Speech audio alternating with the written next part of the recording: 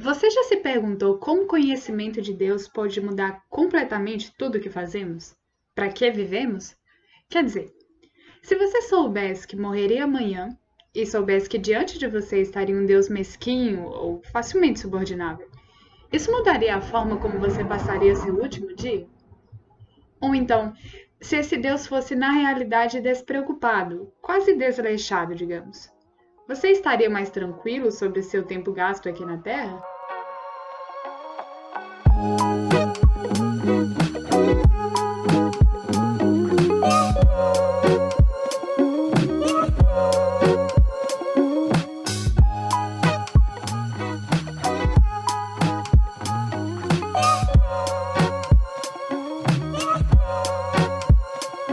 Olá, olá, meu nome é Kedma e bem-vindos ao podcast da UMP Viçosa no Banquinho.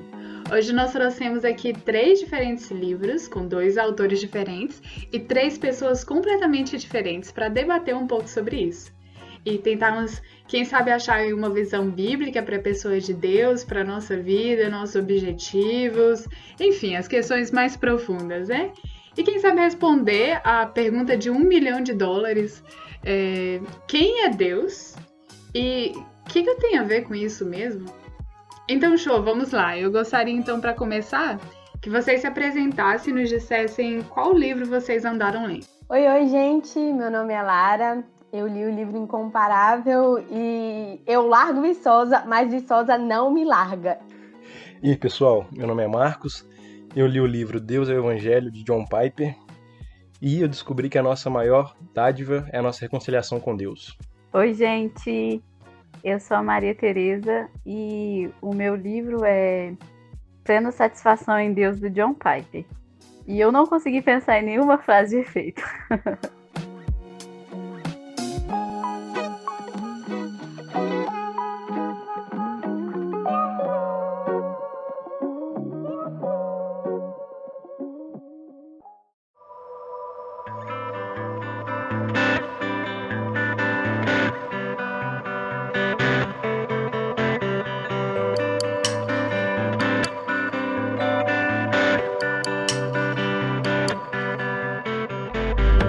Massa, gente, muito bom.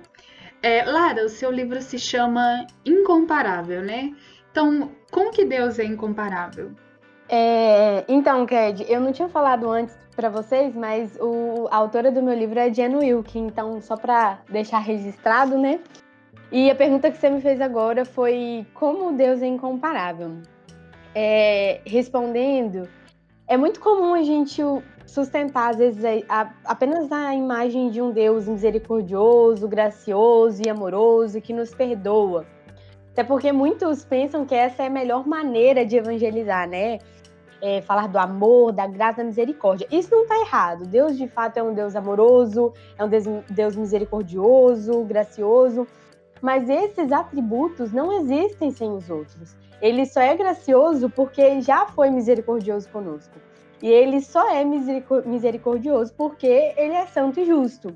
Só que antes disso tudo, ele só pode conceder misericórdia e graça a pecadores porque ele é o Senhor de toda a terra. Ele é soberano e por isso ele faz o que ele quer. Ele é onipotente e isso dá a ele poder sobre as coisas visíveis e as invisíveis. Ele é autoexistente e é só por isso que ele pode conceder vida e trazer coisas à existência. Então, ainda que na cruz Jesus tenha me aproximado do Pai, eu preciso entender que ainda assim há um abismo entre a minha existência e a de Deus, e sempre haverá. E esse é um abismo, inclusive, necessário. E esse abismo ele vai se revelar justamente nesses atributos incomunicáveis de Deus, ou seja, aqueles atributos que nós não podemos ter, como a autoexistência, soberania, onipotência, onipresença, etc. Então, Deus é tudo que eu não sou, e graças ao Senhor por isso, né? Porque se ele fosse comparável a mim, a minha salvação estaria em alguém extremamente falho e frustrado, porque eu constantemente me frustro e frustro aos outros ao meu redor. Então, graças aos céus que a minha salvação vem de alguém que é incomparável, né? Então, essa é a primeira coisa que nós precisamos entender sobre Deus. Senão, todo o resto fica comprometido. Toda a minha concepção do evangelho vai ficar desajustada. Muito bom, muito bom. Incrível isso. Você falou sobre essa questão de conceder graça a pecadores, né? Ou seja, quem precisa. Marcos, seu livro tem alguma coisa a nos dizer sobre isso, né? Ele se chama Deus é o Evangelho. E nos conta aí, como o seu evangelho pode se relacionar com o caráter desse Deus incomparável? O que é o evangelho? Bom, John Piper, ele vai, em um capítulo, ele vai tratar especificamente sobre isso. Falar o que é o evangelho. Ele vai apresentar a visão bíblica desse significado. E isso é muito importante. Ele buscou mostrar todos os aspectos que o evangelho aborda, principalmente os aspectos preciosos, né? Que podem ser afirmados nas pregações, nas palestras, e mesmo assim, o maior dom do evangelho não ser proclamado, não ser dito às pessoas. Então ele vai se preocupar muito com isso, porque muitas pregações focam em atos secundários do evangelho, mas não no principal. Isso não desclassifica as bênçãos do evangelho, porque elas também são gloriosas, mas muitas vezes elas nos tiram a glória daquilo que é maior, e que é o ponto central do livro dele. Ele vai estar falando da beleza transcendente, que é da glória de Cristo, que é o alvo que muitas vezes não é atingido, porque as pessoas não são levadas a Cristo e muitas vezes não enxergam essa glória que vem dele. Bom, então, o Evangelho ele é comumente chamado de boas novas, mas por que ele é uma boa nova? Porque ele nos traz boas coisas? Não, é porque ele nos traz a pessoa de Deus, ele nos reconcilia com a pessoa de Deus, mostrando que Jesus Cristo veio, morreu e nos trouxe a aproximação com Deus. E esse Deus, como é pregado no Evangelho, ele é um Deus vivo. Assim Piper cita o exemplo de Paulo e Barnabé, no livro de Atos, onde que é um exemplo bem claro da proclamação do Evangelho. É quando Paulo e Barnabé chegam na cidade, eles curam um coxo, e as pessoas falam que Paulo e Barnabé são deuses. Mas Paulo e Barnabé, na hora, reafirmam, né, que aquilo que eles fizeram é graças ao Deus, e a um Deus vivo, a quem ele serve. Então eles estão proclamando um Deus vivo. E esse é o maior dom do Evangelho. É nos levar a um Deus vivo, um Deus pessoal, um Deus que interage com o seu povo. Pregar o Evangelho significa também que a gente apresenta outra verdade, além de um Deus vivo. A gente prega também um Deus soberano, um Deus que é rei de todas as coisas, um Deus que tem um controle absoluto sobre todas as coisas, que é o rei deste universo. Só que o Evangelho as Escrituras mostram que houve uma separação da humanidade de Deus. Só que Deus, na sua infinita misericórdia, ele propôs a reconciliação na pessoa de Jesus Cristo. E nós fomos reconciliados perante a morte de Jesus Cristo. Então, o Evangelho, ele é a reaproximação do homem com Deus, mostrando que Deus usou de sua infinita bondade, infinita misericórdia, para nos levar para Ele, para a glória dele, e glorificar também o Filho dele, Jesus Cristo, o qual nós vemos a glória de Deus na face de Cristo. E o Evangelho mostra que, pela pessoa de Cristo, nós fomos reconciliados e fomos trazidos literalmente à vida e com a morte e a ressurreição de Jesus Cristo. Então, é interessante a fala do Marcos, né, quando o Piper diz aí que os diversos aspectos verdadeiros do Evangelho podem ser afirmados, mas ainda assim ter se perdido o bem maior do Evangelho, que é essa beleza transcendente da glória de Cristo. E eu falo que isso é interessante porque as principais heresias que surgiram e ainda estão surgindo, né, elas surgiram de verdades incompletas. Eu gosto muito daquela frase, né, que diz que uma boa mentira vem sempre disfarçada com uma verdade. E se você for parar para pensar, as maiores heresias, as que causaram mais dano para a história da igreja, se é que pode existir uma gradação das heresias, né, são aquelas que vieram junto mesmo com uma verdade. Foi um fermento, um pouquinho de fermento que levedou a massa toda, né? Igual Jesus falou com os discípulos. Mas, por exemplo, o Vitor Azevedo, ele fala diversas vezes no seu sermão sobre Cristo, sobre graça, sobre misericórdia e tal. Mas aí, no final, ele lança que nós temos o mesmo valor que Jesus, ou que ele é leão, nós somos leõezinhos, mas todos os dois são leões, ou seja, a gente tem basicamente a mesma essência, né? Um não é mais leão que o outro. Então, tipo assim, são pequenas não, grandes mentiras, mas que vêm junto com muitas verdades. E esses dias também eu estava vendo um vídeo que estava correndo muito no Instagram, da Sara Pôncio, né? Ela falava várias coisas, várias verdades sobre o Evangelho, sobre Cristo, sobre graça, sobre misericórdia, sobre Nova Aliança, mas no final ela lança é por isso que nós somos pequenos deuses aqui nessa terra. E, gente, essa é uma mentira que vem diretamente do diabo, né? E por que eu tô falando disso, dessas heresias e Porque é verdade que nós temos diversos atributos que nos comunicam com Deus. A gente pode ser santo, né? Posicionalmente e progressivamente trabalhando a nossa santidade.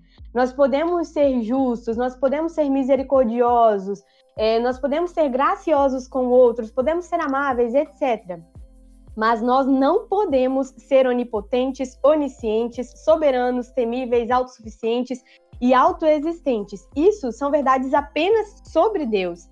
Então, nós não temos a mesma essência que Deus, nós não somos deuses aqui na Terra, justamente porque esses atributos são verdades apenas sobre Deus e não sobre mim. Mas o mundo jaz dos coachings, né? E no mundo coaching como o de hoje, nós precisamos nos lembrar sempre e constantemente do centro do Evangelho, que, como o Piper disse no livro do Marcos, é essa beleza transcendente da glória de Cristo.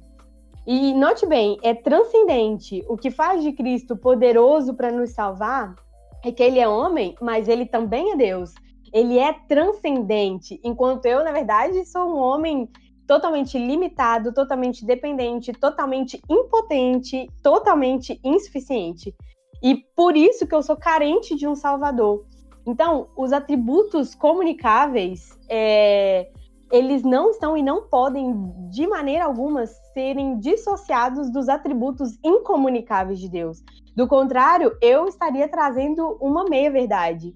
E uma meia-verdade não me conduz ao céu, né? Massa, Lara, muito bom sua fala. E uma coisa, né? Esses atributos incomunicáveis são maravilhosos, são maravilhosos.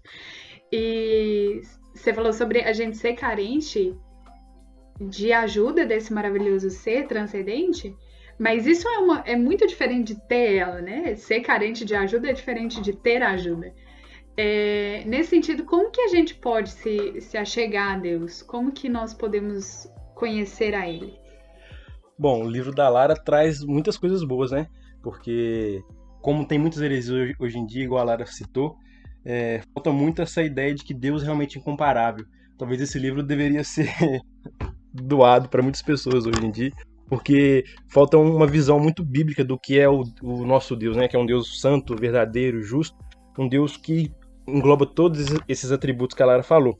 E muitas vezes a gente pensa, como nós podemos ver esse Deus que é tão justo, tão santo, tão poderoso, que controla todas as coisas, né?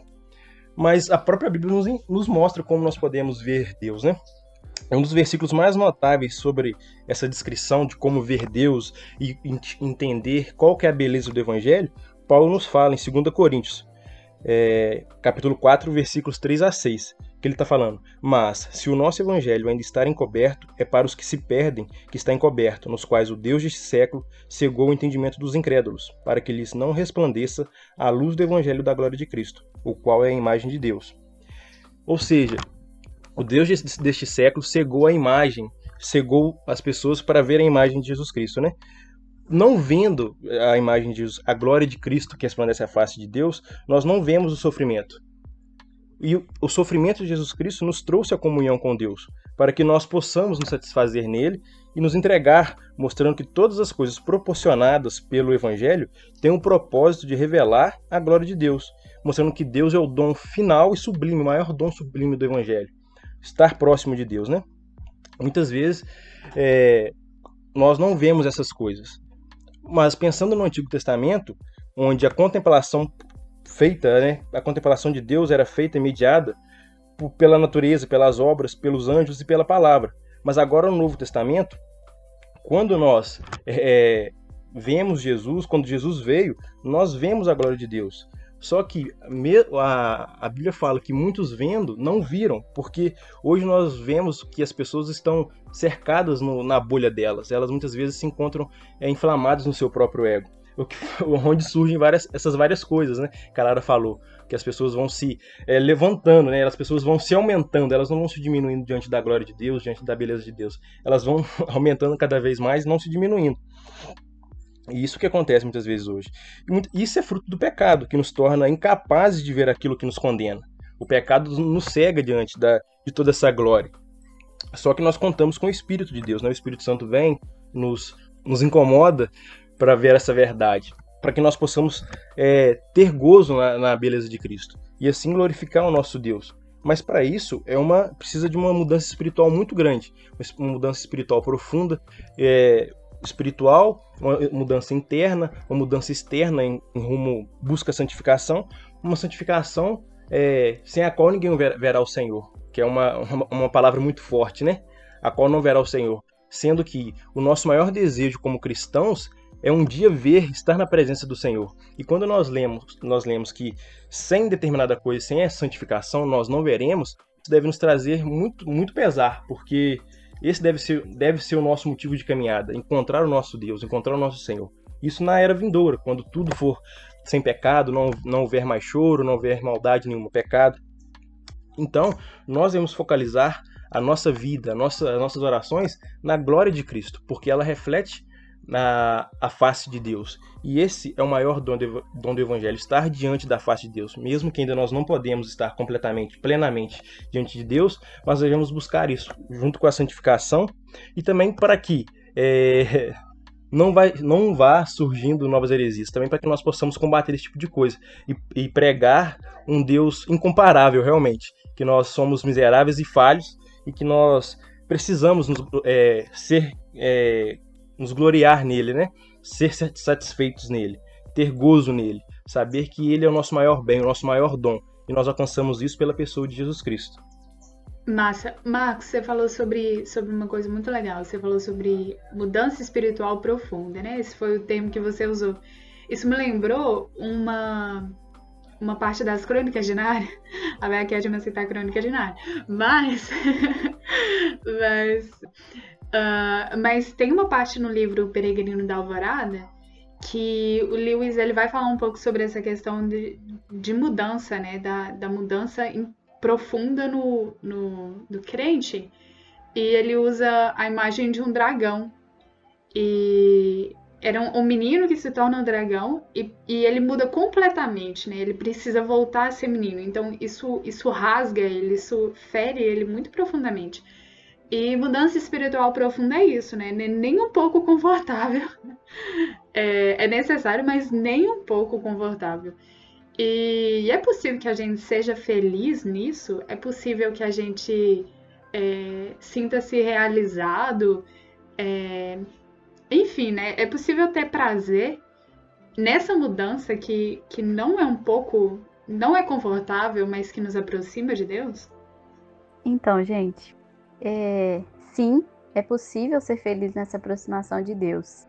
E mais que isso, a gente tem base bíblica para dizer que o prazer em Deus, no nosso relacionamento com Ele, é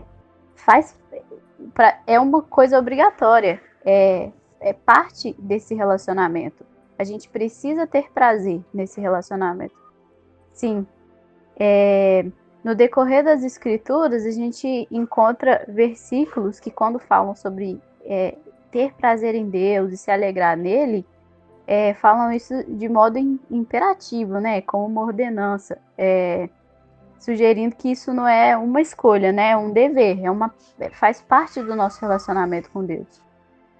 No Velho Testamento, a gente pode lembrar da fala de Moisés, em Deuteronômio, por exemplo, que ele fala: porquanto não servistes ao Senhor teu Deus com alegria e bondade de coração, servirás aos inimigos que o Senhor enviará contra ti.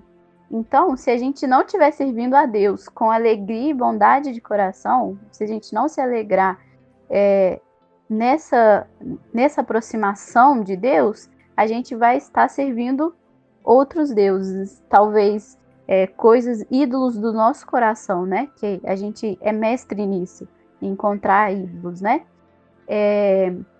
A gente vai ver salmos inteiros, capítulos inteiros falando sobre ter gozo, sobre ter alegria em Deus também. Davi sempre falou isso, né? Ele é mestre em falar isso pra gente.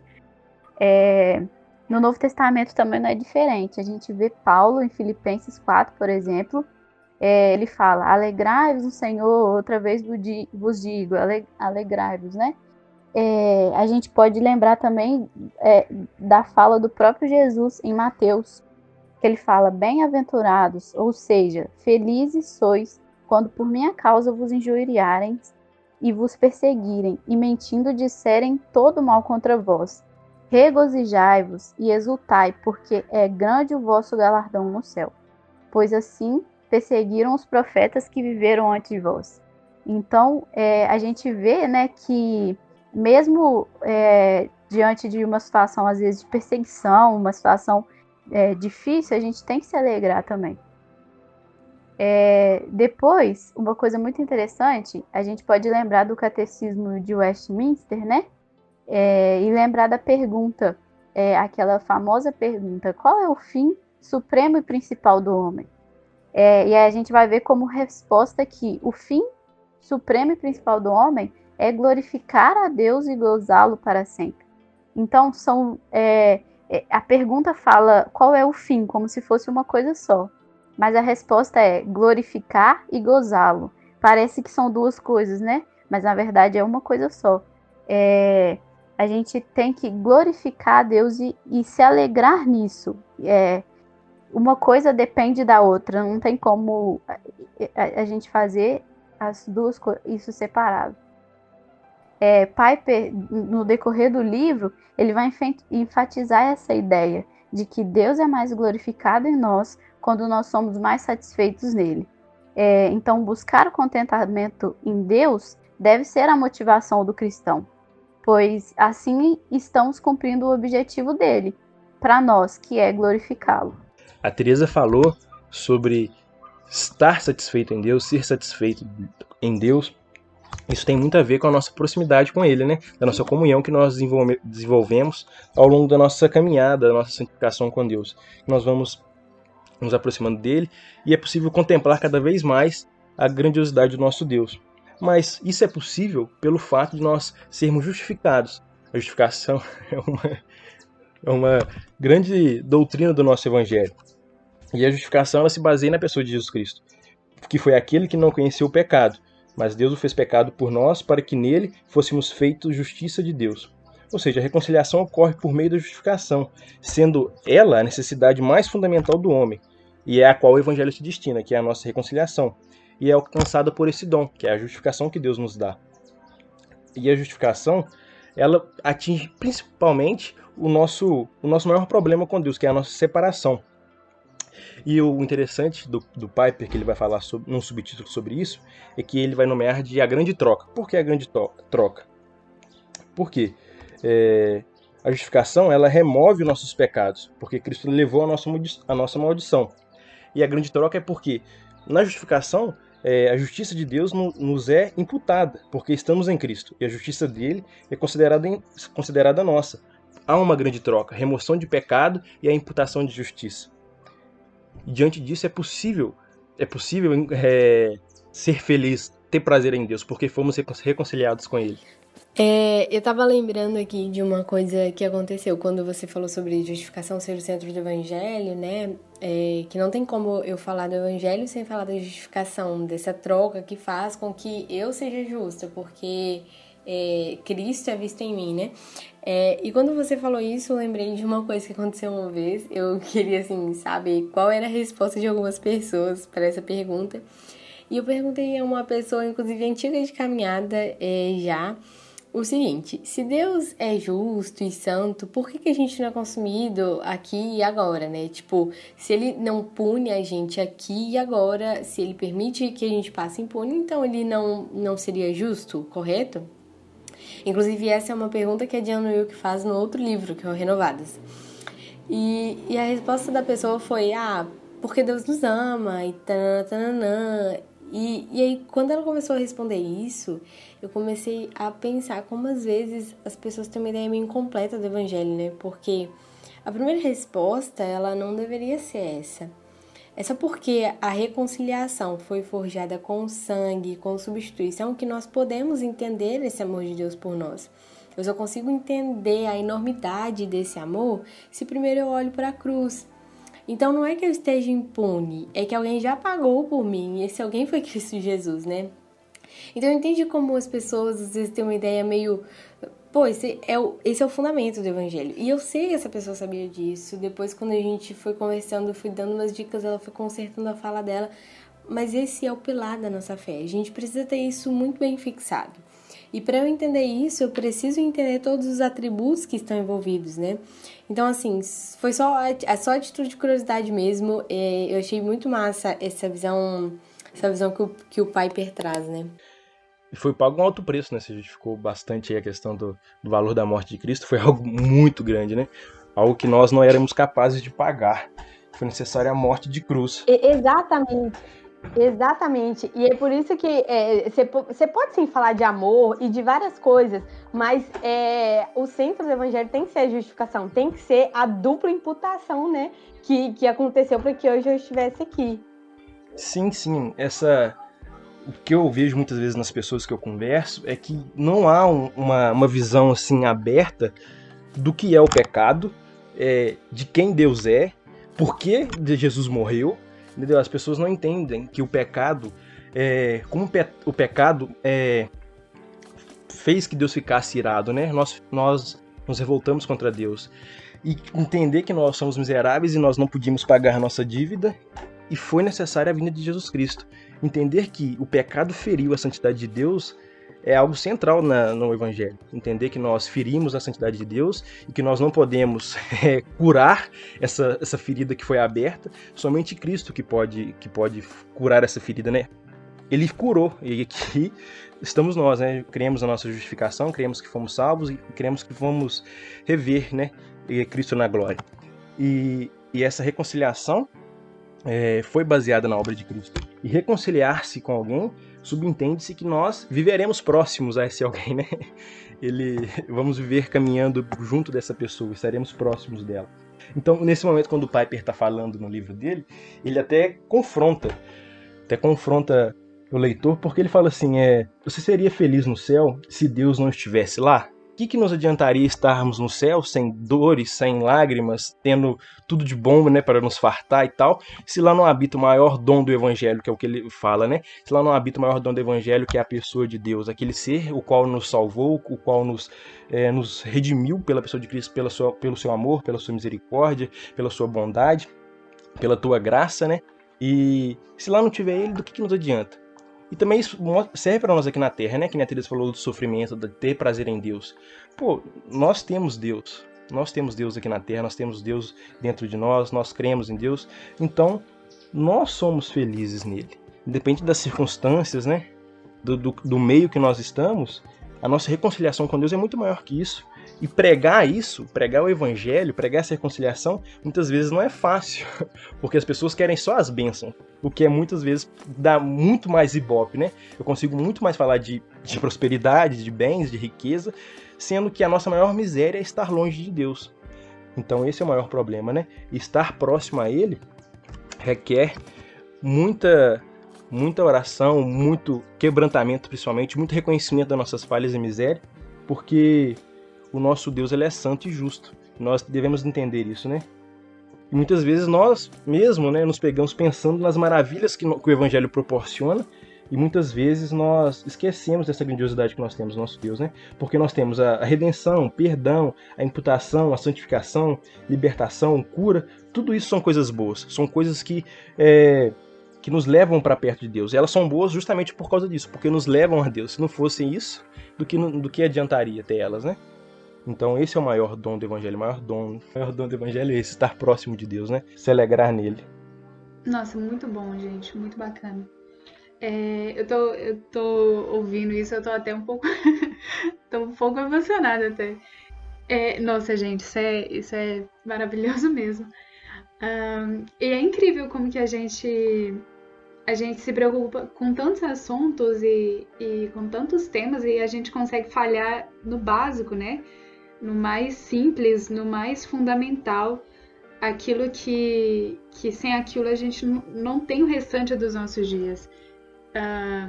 Se nós falhamos em nossa comunhão com Deus, nós falhamos em tudo, né? E esse é o cerne. E, enfim, eu queria voltar um pouco também no assunto que a gente estava falando sobre nos regozijarmos em Deus, nos regozijarmos na salvação e ter como grande prazer da nossa vida a comunhão com Deus. E como que a gente faz isso? Quais são os meios? Como nós podemos realmente depositar a nossa alegria, depositar o nosso amor na pessoa de Deus? Então, como a Lara e o Marcos comentaram, né, um pouquinho, eu lembrei de uma parte aqui do livro que o Piper fala sobre os passos da nossa salvação, né, que é a predestinação, a criação, a encarnação, propiciação, santificação e o juízo final. Todos esses passos, embora eles nos envolvam, eles são para a glória de Deus. Tudo é para a glória de Deus, né? Então, até nos alegrar nele, quando a gente fala sobre ter prazer em Deus, ter prazer nas coisas de Deus, o que está em jogo é a glória de Deus, quando a gente fala sobre isso. Porque, como eu já falei, né? Se Deus é mais glorificado em nós quando estamos satisfeitos nele, então se a gente não está satisfeito nele, então ele não é glorificado. E esse é o nosso fim principal. Nós fomos criados para isso, né? Para glorificar a ele. Então, dessa forma, como a Lara e o Marcos falou um pouquinho aí sobre ter intimidade, o Marcos falou sobre a gente se reconcilia com alguém que a gente anda perto. Então a gente lembra do relacionamento com Deus, né? Então a gente consegue se alegrar em Deus quando a gente conhece-o de fato, conhece os atributos dele, conhece o que ele fez por nós, e dessa forma glorificando a ele, né? Pelo que ele é e pelo que ele fez também, né? Em Filipenses 1, nos versos 20 e 21, Paulo estava preso em Roma, e ele escreveu: segundo a minha ardente expectativa e esperança de que em nada serei envergonhado, antes, com toda a ousadia, como sempre, também agora será Cristo engrandecido no meu corpo, quer pela vida, quer pela morte, porquanto para mim o viver é Cristo e o morrer é lucro. Paulo tinha um relacionamento tão profundo com Deus que ele considerava assim, um imenso prazer morrer e estar com Cristo, né? A gente tá diante de uma pandemia aí, e a gente fica morrendo de medo, às vezes, de ter essa doença e talvez morrer e tal. Mas para Paulo, o morrer era lucro. É loucura isso, né? É uma coisa doida mesmo. Depois, no verso 23, ele ainda fala que ele estava constrangido, tendo o desejo de partir e estar com Cristo, que era incomparavelmente melhor. Assim, né? Para ele era infinitamente melhor morrer e estar com Cristo. Ele tinha prazer nisso, ele tinha prazer na morte, porque ele sabia que isso glorificava a Deus. E essa era a recompensa dele, que Deus seria glorificado. E assim, na busca do prazer cristão, nós nos alegramos nele, inclusive nas tribulações, porque isso glorifica a Deus. Piper, durante o livro também, ele diz que essa busca pelo prazer, ela glorifica a Deus, ela mina o orgulho, porque nós temos que nos desfazer totalmente de quem nós somos. Aqui Edmund usou essa figura das Crônicas de Nárnia, né?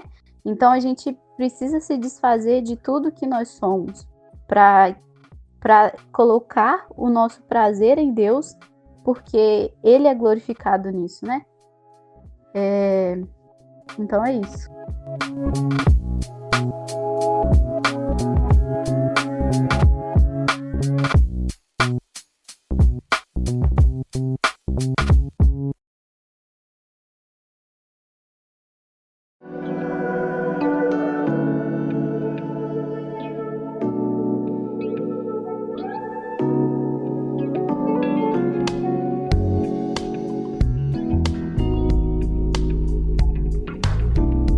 Tereza, muito legal isso que você falou sobre a questão da morte, né? E nosso medo da morte. E, pô, isso me lembrou uma frase de Spurgeon, eu acho, pelo menos o pessoal fala que é de Spurgeon, que a única coisa que a morte pode fazer um crente é uni-lo ao seu grande amor, né? Ao seu Salvador. Isso é uma coisa muito gloriosa. E você falou também sobre a questão de minar o nosso orgulho ao nos aproximarmos de Deus. Quais os outros efeitos existem ao nos aproximarmos de Deus? Como que isso muda a nossa expectativa de vida, o nosso casamento, a forma como lidamos com o dinheiro e, claro, a nossa forma de fazer missão também, né? De espalhar as boas novas. Porque é o Evangelho que deve ditar como nós fazemos missão. E como que você vê isso? Como que nos aproximarmos de Deus pode mudar tudo isso? Então, quando a gente tem em mente que nós fomos criados para nos satisfazer em Deus, nos alegrar nele, isso muda não só a forma como a gente se relaciona com ele, né? Que a gente já falou, mas isso também muda a forma como a gente se relaciona com as pessoas, e com as coisas e com as áreas da nossa vida em geral, né? O Piper, no livro, ele cita 4 áreas da vida em que a gente pode perceber e aplicar isso, né? Aí ele fala sobre a adoração, fala sobre as finanças, casamento e sobre missões, né? Na adoração, se a gente entende que se a essência da adoração é a satisfação em Deus, então a adoração não pode ser um meio para mais nada. Não podemos adorar a Deus procurando qualquer outra coisa que não seja isso. Então, se a gente fizer isso, significa que a gente não está satisfeito em Deus, mas em outra coisa. E isso desonraria a Deus ao invés de glorificá-lo, né? A gente vê, assim, muito hoje, né? Adore a Deus para receber tal coisa, ou adore a Deus para isso, para aquilo. Não, a gente tem que adorar a Deus simplesmente para ter prazer nele e glorificar ele. É para isso que serve a nossa adoração. Se a gente o adora por qualquer outro motivo, significa que o nosso prazer não está em adorar ele, não está em glorificar ele, está em qualquer outra coisa. E isso, né, não glorifica a Deus, isso desonra a Deus, né?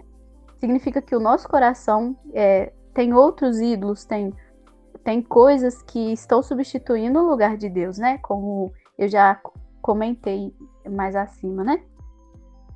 Quando ele vai falar sobre isso no casamento, ele fala que se a gente dedicar de todo o nosso coração ao prazer santo do nosso cônjuge, nós estaremos vivendo para o seu prazer. E também vivenciando o casamento de acordo com a imagem de Cristo e sua igreja. E isso é o que Deus planejou para o casamento, né? Expor a glória de Deus ao buscar no prazer santo do seu amado, né? O que ele quis dizer aqui? Que a gente deve buscar ajudar o nosso cônjuge a encontrar prazer, o prazer santo em Deus. Dessa forma a gente vai estar vivendo para ajudar o outro a ter plena satisfação em Deus, e a gente vai estar cumprindo o objetivo maior, que é o casamento, né? Que é espelhar a imagem de Cristo e a igreja. Depois ele vai falar sobre as finanças, e ele fala que Deus ele não é glorificado quando nós guardamos para nós mesmos aquilo que deveríamos usar para aliviar a miséria de milhões que precisam de evangelização, educação, medicamentos e alimento, né? Isso é bem pesado, né? Deus não é glorificado quando a gente retém para nós mesmos aquilo que Ele nos deu. Isso é, assim, um desafio, né, para hoje, né, para o nosso capitalismo e pelo sempre querer mais e sempre querer ser melhor. Não que Deus também não seja glorificado nisso, né? Mas quando a gente... por isso que o Piper até cita aqui, que ele fala, né, que era melhor, que Jesus fala, né, que era melhor um camelo passar pela agulha do que um rico entrar no reino dos céus. Porque muitas vezes a gente tem colocado o nosso coração nessas coisas materiais, né? E o que Deus deu pra gente é para servir as outras pessoas, né? E isso também afeta as missões, né? Porque quando a gente está dedicando o nosso tempo, os nossos recursos, muitas vezes a gente não sai de onde a gente está para fazer missões transculturais e tal, mas a gente dedica o nosso tempo em oração, a gente pode dedicar ofertas aos missionários, né, para ajudá-los também. E as missões, assim, né, no dia a dia também, né, levar para outros as boas novas do Evangelho. E isso requer que a gente saia da nossa zona de conforto, né? Isso requer que a gente faça não só o que a gente quer para a gente mesmo. Isso requer que a gente abra mão do nosso conforto, né? Abra mão daquilo que a gente quer para nós mesmos, para poder abençoar outras pessoas, né? E isso glorifica a Deus, né? Porque quando a gente... O amor, ele é uma coisa que transborda em nós quando nós temos esse prazer e essa intimidade em Deus. Ele é uma consequência disso, né? Quando a gente glorifica a Deus e tem prazer nele, a gente vai ver a manifestação dos frutos do Espírito em nós, né?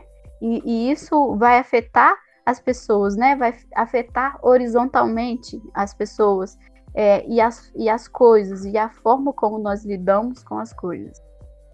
Então, a gente vendo tudo isso, a gente entende que o prazer em Deus, ele não é uma consequência do nosso relacionamento com Deus. Ele é uma parte essencial do nosso relacionamento com Deus. Gente, nossa, isso foi muito precioso. A nossa conversa, infelizmente, está acabando. Tururu. É só um tururu, tururu. Sim. Mas foi realmente muito precioso esse tempo nosso. Depois disso tudo, gente, como vocês responderiam a nossa pergunta principal, a nossa primeira pergunta? Quem Deus é e o que eu tenho a ver com isso? Como que vocês responderiam isso? Antes de responder, na verdade, eu estava pensando sobre o podcast passado em que os meninos falaram sobre o tempo, né? Sobre esperar e tal. E eu tava pensando, não existe nenhum ser humano nessa terra que já não tenha sofrido com isso, com espera, com o tempo. E a espera, ela é agonizante, né? E ela é agonizante porque ela nos mostra exatamente a nossa limitação, que foi o que a gente falou bastante aqui hoje, né? Às vezes a gente tem a sensação que a gente pode controlar tudo à nossa volta. A gente tem medida, a gente tem peso, a gente tem hora, a gente tem despertador. A gente tem várias coisas que nos permitem controlar o mundo ao nosso redor, né? Mas quando a gente precisa esperar, a gente vê escancaradamente a nossa limitação. Não tem nada que eu possa fazer para controlar o meu futuro, não tem nada que eu possa fazer para adiantar, para que as coisas venham logo. Só me resta mesmo sentar e esperar. Só que existe uma beleza nesse tempo de espera, porque quando eu espero, eu posso me deleitar num Deus que é incomparável mesmo, né? Num Deus que é poderoso, num Deus que é ilimitado, eterno, soberano, maravilhoso, enfim. E eu devo me deleitar ainda mais no fato de que é desse Deus incomparável que vem a minha salvação. E isso está estreitamente relacionado a essa pergunta, quem Deus é e que eu tenho a ver com isso? Por quê? Eu acho que eu responderia dessa forma. Deus é tudo o que eu não sou e graças ao Senhor eu não tenho nada a ver com isso. Porque os meus planos não vão mudar nenhuma vírgula no plano redentor do Pai. O meu tempo extremamente limitado não vão apressar a vinda do Filho. E a minha vontade não vai mudar o querer santo e regenerador do Espírito que atua poderosamente em mim. Então, isso me dá uma paz, assim, tremenda, sabe? Então, né? Respondendo à pergunta, eu descobri que Deus é infinitamente incomparável a mim. Também é a boa notícia do Evangelho. E o que eu tenho a ver com isso? Eu sou apenas um ser criado por Ele para glorificar a Ele e me alegrar nele. Bom, quem Deus é? Deus é o Evangelho, né? Que chegou até a minha pessoa, um cristão, hoje um cristão, mas que tempo atrás era um cego, um miserável, mas que foi agraciado pela mensagem do Evangelho, assim como tantos outros pelo mundo afora. E glória a Deus por isso. Eu não tenho nada a ver com isso, realmente. Tudo por obra do Espírito Santo. Tudo é feito por Ele, por meio dele, para Ele, né? Satisfazer Ele, glorificar o nome dele, espalhar essa mensagem de felicidade, que é estar próximo do nosso Deus, né? Ser realmente feliz diante de tudo isso que está acontecendo.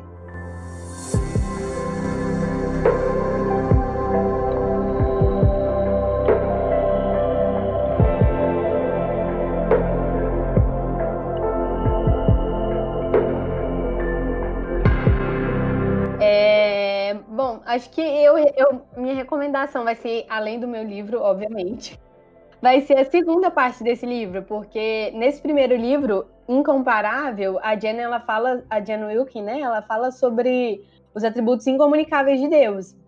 Mas isso continua no livro 2, que é Renovadas, que ela fala sobre os atributos comunicáveis de Deus. E eu ouso dizer ainda que o outro é até melhor que esse. Mas, assim, os dois são sensacionais. Não se enganem pela capa rosa, nem pela capa roxa. Apesar de ser uma mulher escrevendo para mulheres, o conteúdo é geral. Todos, homens, mulheres, crianças, vovôs, precisam entender os atributos do nosso Senhor e como nós podemos glorificar a Ele, refletindo também os seus atributos, que nos são comunicáveis, né? Então, deixa aí o Renovadas, que é o segundo livro da Jen Wilkin. A minha indicação, a minha recomendação, ela vai ser sobre Tomando Decisões Segundo a Vontade de Deus, do Heber Campos Júnior. É um livro que eu li, peguei emprestado do Silas, e é um dos livros que eu mais gostei de ler nos últimos tempos, assim. Ele esclareceu várias coisas que para mim não eram tão claras ainda. E a ideia principal, assim, é entender que Deus, ele não nos deixa desamparado diante das nossas decisões, né? Às vezes a gente pode ficar, assim, meio... às vezes, o que eu faço? Deus manda um sinal do céu. Mas a gente já tem tudo na palavra, a gente já tem ali tudo que a gente precisa fazer. Hoje, né, sobre nos alegrar em Deus e nos glorificar nele, entender isso, que Deus não nos deixa sem direção para tomar nossas decisões, faz a gente ter um prazer maior também e tomar decisões que glorifiquem o nome dele. Pessoal, eu vou indicar um clássico. Confissões de Santo Agostinho. Por que eu vou indicar a biografia do Santo Agostinho? Porque é um escrito teológico que tem grandes coisas ali, coisas assim muito importantes, mas é porque é algo que ele está relatando a experiência dele. E na caminhada de amadurecimento dele, ele vai notando quem Deus é e ele vai notando o que ele tem a ver com aquilo, que é absolutamente nada, assim como todos nós.